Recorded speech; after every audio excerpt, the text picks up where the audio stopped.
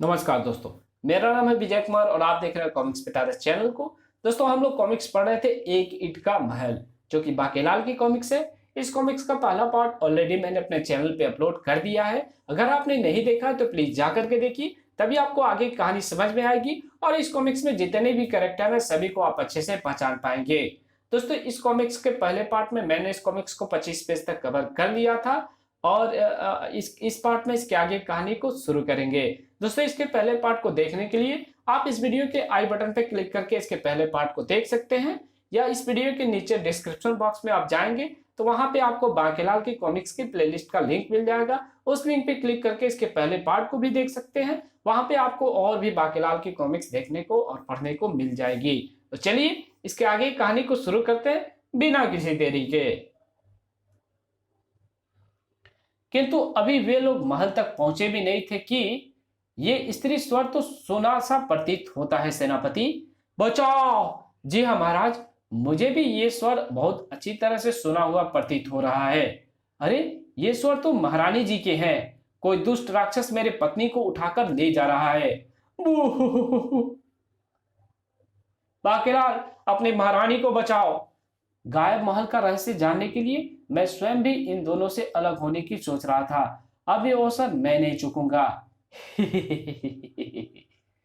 सेनापति, तुम अतिशीघ्र महल जाओ। मुझे संदेह है कि यह रानी नहीं, महल के कोई छद्म भेषधारी स्त्री है जो हमें छल से अपनी ओर आकर्षित करना चाहती है। फिर भी मैं इसकी सत्यता का पता जान कर रहूंगा। तुम तुरंत महल पहुंचकर मेरे लौटने की प्रतीक्षा करो।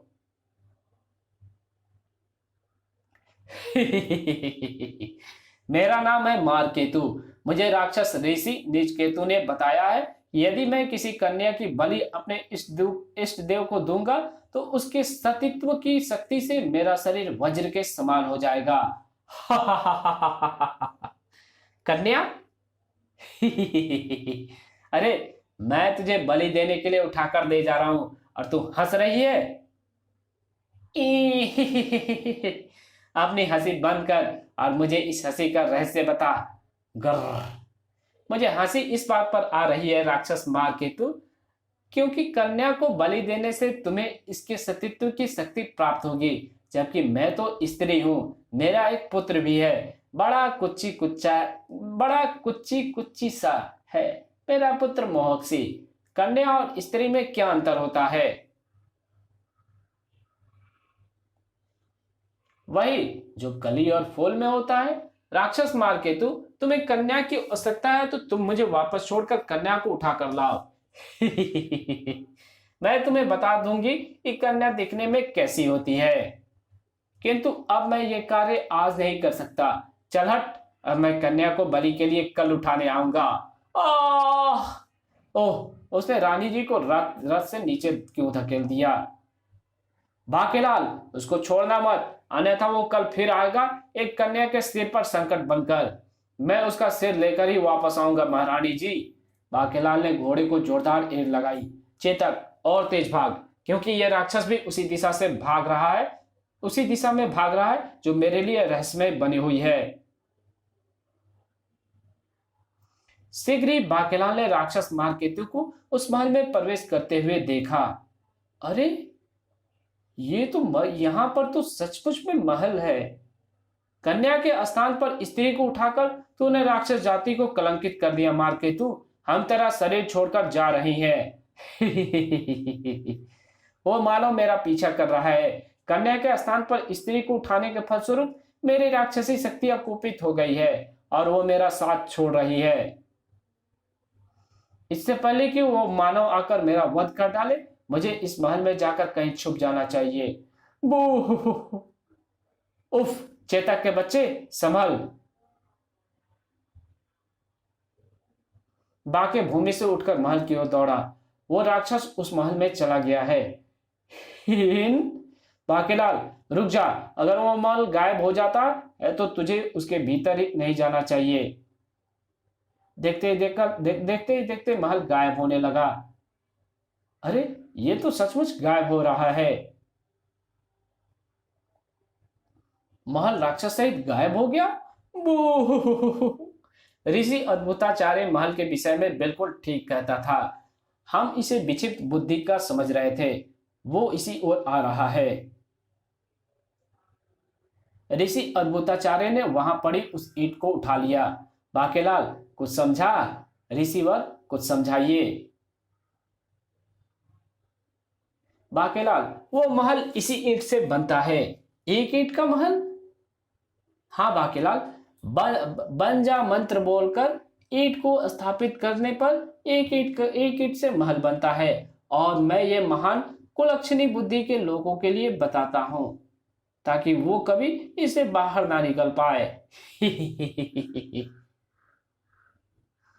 कुछ सोचते सोचते बाकेलाल की बुद्धि अपना शैतानी जाल बुनने लगी। अगर ये चमत्कारी ईंट मुझे प्राप्त हो जाए और इससे बने महल में मैं भेज दूं मोटे मनुष्य राजा विक्रम सिंह को, तो फिर वो मारा पापा वाले को। ऋषि अद्भुताचार्य मुझे किसी विशेष प्रयोजन के बिना वो तिलस्मी ईंट नहीं देगा। क्यों ना उसी ईंट से उसकी खोपड़ी फोड़कर मैं वो ईंट उससे प्राप्त कर लूं। नहीं नहीं, ये तरीका ठीक नहीं है। उससे मुझे ईंट तो मिल जाएगी, परंतु ईंट से महल बनाने वाला मंत्र मुझे पता नहीं चलेगा। कमबख्त, ऋषि से ईंट प्राप्त करने का कोई और उपाय करना होगा। बाकेलाल महारानी को सकुशल लेकर वापस लौटा। बाकेलाल, मुझे तुम पर पूरा भरोसा था। महाराज, धोबी फिर से आकर वस्त्रों की धुलाई की मुद्राएं मांग रहे हैं। उनको मैं क्या उत्तर दूं? महाराज, क्यों ना आप पड़ोसी राजा से उधार मांग ले? नहीं राय मंत्री, ऐसा हरगिज नहीं हो सकता। हाँ, इससे आसपास के सभी राज्यों में विशालगढ़ की संपन्नता का उपहास बनेगा। बाकेलाल, खजाना शीघ्र ही वापस नहीं मिला तो कई प्रकार के संकट खड़े हो जाएंगे। कमबख्त, डाकू आपको सम्मोहित करके खजाना लूट ले गया। पहले पता चल जाता तो उसका सिर धड़ से वहीं उड़ा देते। सिर तो अब हम तुम्हारे उड़ाएंगे। उफ, ये भयानक प्राणी कौन है? मैं हूं गदाला, मैं हूं खंजर, मैं हूं भालो, मैं हूं चक्रम, मैं हूं तलवीरा, मैं हूं खड़ंगा। एक और संकट? हम स्वामी मालकेतु की शक्ति हैं, जो तुम मानो के कारण स्वामी की देह छोड़ने पर विवश हो गई हैं। अब जब हम स्वामी के शरीर में पुनः लौट नहीं जाती, तब तक हम यहां पर उत्पात मचाती रहेंगी। हुन महाराज, तब फिर सड्डा की हो धाड़। बाकेलाल, हुन अप्पा की होगा। अरे बाप रे! सैनिकों, आक्रमण! इन दुष्ट शैतानी शक्तियों का मुकाबला करो। हमारे सैनिक इन शक्तियों के आगे परास्त हो रहे हैं। सेनापति, इन सबसे स्वयं निपट लेना। आप मेरे साथ आइए। मैं आपकी सुरक्षा का उपाय जानता हूं महाराज। मेरी निगाहों में एक स्थान है जहां ये शक्तियां आपका कुछ भी नहीं बिगाड़ पाएगी। किंतु बाकेलाल, मैं इस प्रकार कैरों के समान मुंह छुपाकर नहीं भागूंगा। भाग तो घोड़े रहे हैं महाराज। स्थिति की गंभीरता को समझिए। ये तिलस्मी आक्रमण है, सर्वप्रथम बचाव में ही भलाई है। शीघ्र ही बाकेलाल ने रथ ऋषि अद्भुताचार्य के निकट पहुंचकर रोका और महाराज, आप यहीं ठहरकर मेरी प्रतीक्षा कीजिए, मैं अभी आता हूं। हम भी प्रतीक्षा करेंगे बाकेलाल। हम भी रथ के पीछे दौड़ते दौड़ते आ गए। ठीक है, सब एक साथ मरो। बाकेलाल ऋषि के पास पहुंचा। हे ऋषिवर, राज्य पर भयानक तिलस्मी संकट आया हुआ है। महाराज के साथ कई प्राणों पर विपदा आ पड़ी है। यदि आप वो तिलस्मी ईंट मुझे सौंप दे तो सबको उस महल के अंदर भेजकर मैं उनकी रक्षा कर सकता हूं। अगर ऐसी बात है बाकेलाल, तो ये लो, ये ईंट मैं तुझे देता हूं और बताता हूं बंजा मंत्र। अरे, ये तो इतनी जल्दी मान गया। बंजा मंत्र पता चलते ही वो मारा। अब मोटे को हमेशा के लिए उस जादुई महल में भेजकर ईंट तोड़ दूंगा। बाकेलाल ने ईंट को भूमि पर रखा और पढ़ा बंजा मंत्र। चपड़ का गंजू, गंजू का पटेल, भैंसे की नाक, नाक के नकेल, टकले का बाल, तलवार की ढाल, धोली मूंग की दाल, चिड़िया की मीट, ऊंट की पीठ, महल की ईंट, चल टहल, होली चल पहल, एक हीट है, चल बन जा महल। दूसरे पल एक शानदार महल बाकेलाल की आंखों को चकाचौंध करता हुआ सामने खड़ा था। वाह, ऐसा शानदार महल तो राजा का भी नहीं है। बाकेलाल, ये शानदार महल कहां से प्रकट हो गया?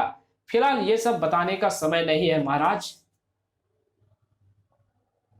आप इसमें तुरंत प्रवेश करें। शैतानी शक्तियां किसी भी समय इस ओर आकर आपका अहित कर सकती है। हम भी प्रवेश करते हैं। अरे सुने तो बाकेलाल, हमें यहाँ कब तक रहना होगा? विक्रम सिंह, रानी स्वर्णलता एवं अन्य मंत्रियों दरबारियों के महल में प्रवेश के साथ ही महल हो गया पुनः गायब।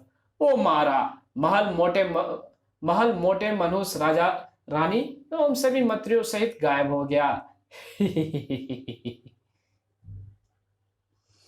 अब मैं निर्विरोध रूप से विशालगढ़ का राजा बन गया। राजगद्दी संभलते ही मैं नए मंत्री भर्ती करूंगा। किंतु सेनापति का क्या होगा? वो बच गया होगा या मर गया या खप गया होगा?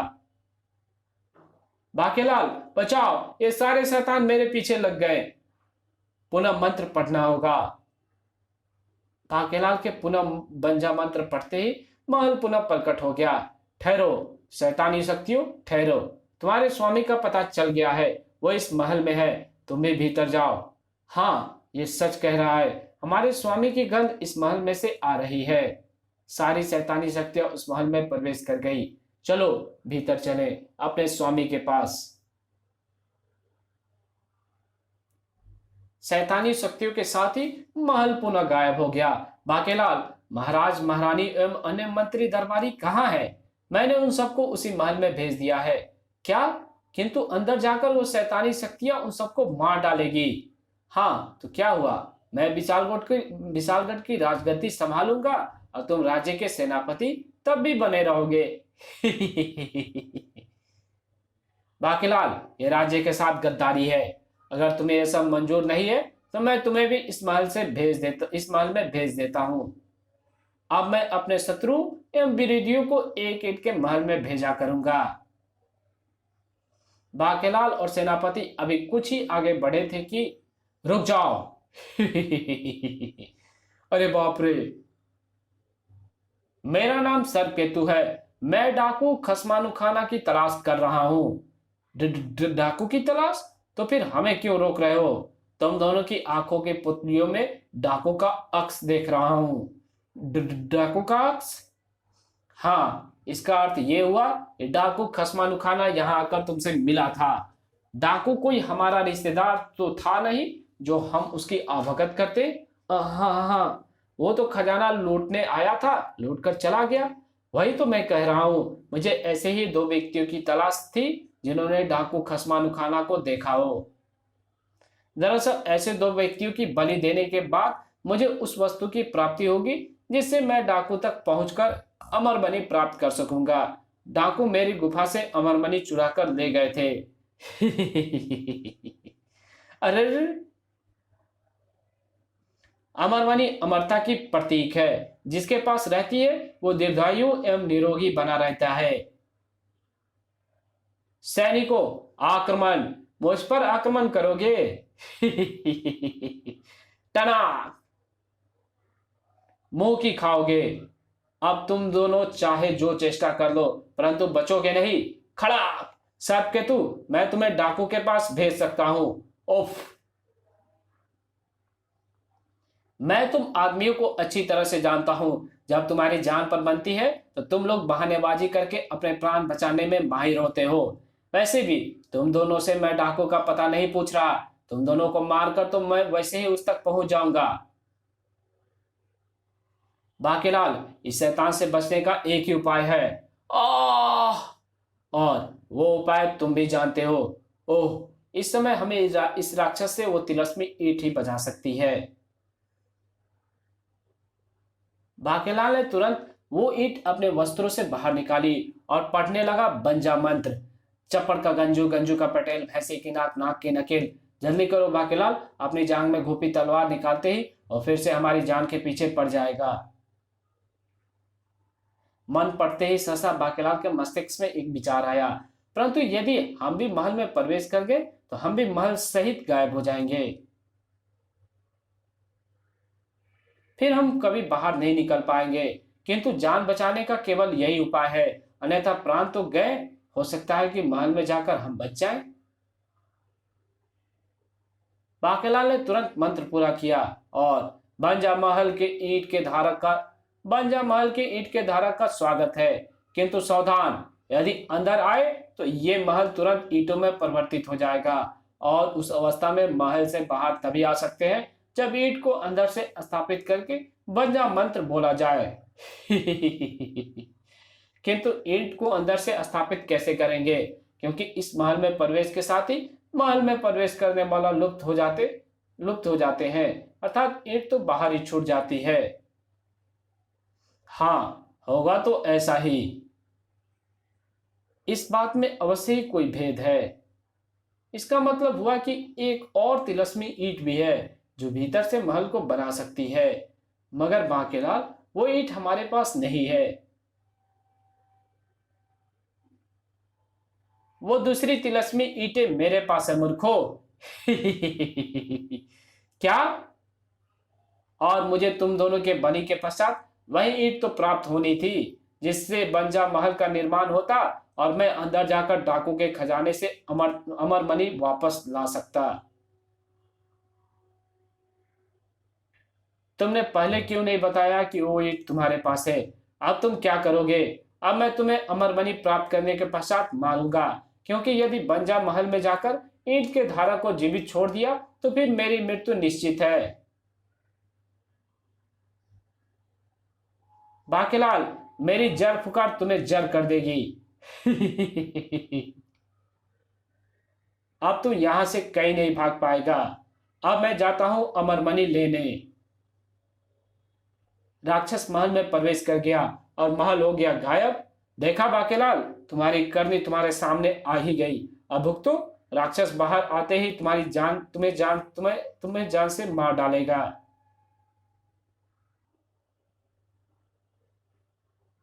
सेनापति, मैं स्वयं यहाँ से चलकर नहीं जा सकता, किंतु तुम मुझे उठाकर तो यहाँ से ले जा सकते हो। मैं चेष्टा करके देखता हूँ। बाकेलाल, हम सब मिलकर भी तुम्हें उठा नहीं पा रहे हैं, तो फिर एक काम करो, जहाँ मैं खड़ा हूँ उस स्थान के मिट्टी को खोद डालो और मिट्टी के जिस हिस्से पर मैं खड़ा हूँ उस सहित मुझे यहाँ से दूर ले जाओ। बाकेलाल, ये काफी पथरीली जगह है, इस स्थान को खोदना नामुमकिन है। टनाक! अब कोई लाभ नहीं। महल पुनः प्रकट हो रहा है। लगता है राक्षस ने अमरमणि को प्राप्त कर लिया है। किंतु ये क्या? महल का द्वार खुलते ही राक्षस के स्थान पर बाहर निकले राजा विक्रम सिंह और उनके मंत्री दरबारी। महाराज की जय हो। अरे, मोटा बाहर आ रहा है। बाकेलाल, चिंता ना करना, हम सब सुरक्षित हैं। ये चिंता कहाँ कर रहा था महाराज, बल्कि इसी ने तो षड्यंत्र के तहत आप सबको महल में भेजा था। बाकेलाल, षड्यंत्र नहीं कर सकता। क्यों बाकेलाल? अरे, मैं जड़ अवस्था से बाहर आ गया, किंतु वो राक्षस सर्प केतु कहाँ गया? वो अमरमणि प्राप्त करना चाहता था जिसे भाग्य से हमने धारण किया हुआ था, इसलिए वो हमारा कोई अहित नहीं कर पाया और स्वयं ही मारा गया। हाँ बाकेलाल, वास्तव में मैंने तुम्हें बताया था कि ये महल मैंने दुष्टों के संहार के लिए बनाया था। इसमें जाने पर दुष्टों को संक्रमण नामक कीड़ा लग जाता है जो उसकी अस्थियों को खा जाता है। इसलिए इसमें जाने के बाद कोई भी दुष्ट जीवित नहीं बचता। किंतु नेक व्यक्ति को आंच भी नहीं आती, मगर वो बाहर तभी आ सकता है जबकि उसके पास अंदर से स्थापित की जाने वाली ईंट भी हो जिसे राक्षस सर्प केतु चुरा कर ले गया था। तभी से मैं इसकी तलाश में था और ये बात मुझे मालूम थी। मुझे भगवान शंकर ने अपनी भविष्यवाणी में बताया था कि राक्षस सर्प केतु के पास वो दूसरी ईंट है। इसलिए मैंने महाराज को निडरता से अंदर जाने दिया, क्योंकि उस समय उनके प्राण बचाने का मेरे पास कोई अन्य विकल्प नहीं था। देख सेनापति, मैं जानता था कि बाकेलाल षड्यंत्र नहीं कर रहा। अपने खजाने के साथ ही डाकू का लूटा हुआ और भी खजाना मिलाकर राजा का खजाना हो गया था दुगुना। तिलस्मी ईंटों का भविष्य में कोई गलत प्रयोग ना करे, इसलिए ऋषि ने दोनों ईंटों को तोड़ दिया था। तब महल के गायब होते ही बाके दे पुच्छी। सत्यानाश हो इसका। इसी के साथ ये कहानी यही खत्म होती है। मिलेंगे एक और नई कहानी के साथ, एक और नई कॉमिक्स के साथ। तब तक के लिए बाय। चैनल पे नए हो तो प्लीज सब्सक्राइब कर देना, वीडियो अच्छी लगे तो वीडियो को लाइक कर देना, और इसकी जहां जरूरत हो वहां पे इसको शेयर कर देना, और एक अच्छा सा कमेंट भी कर देना। और वीडियो देखने के लिए आपका बहुत बहुत धन्यवाद। तो चलिए मिलते हैं एक और नई वीडियो में, तब तक के लिए बाय।